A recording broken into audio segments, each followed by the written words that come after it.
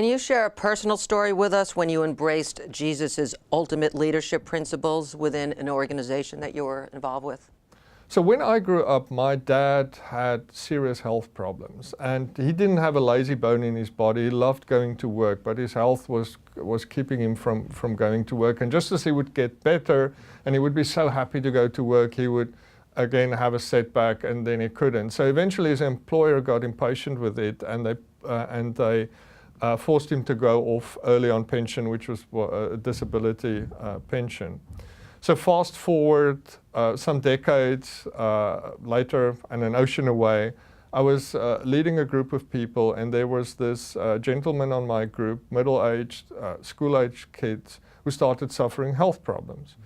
And we accommodated him. He was allowed to work from home. He came in sometimes, and he was so happy when he was well enough to come in. It kind of reminded me of my dad when I was growing up.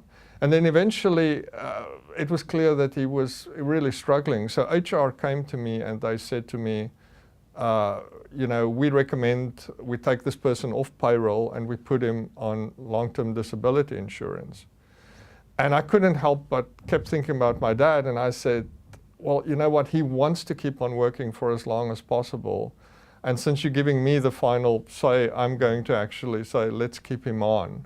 And I thought about how you can translate this to a more general principle. I think, you know, Jesus said, treat people as you want to be treated yourself. That's the golden rule. But a lot of the executives, as we speak about in the book, are workaholics. They're very hard on themselves. So maybe extend that principle to say, treat people in the workplace as you would like your family to be treated. Treat that young woman or man who's just looking for their first break, like your son or daughter. Treat the woman who's looking stressed and tired like your wife who may be caring for elderly parents. And yes, treat the middle-aged man whose productivity is suffering because of health like your dad.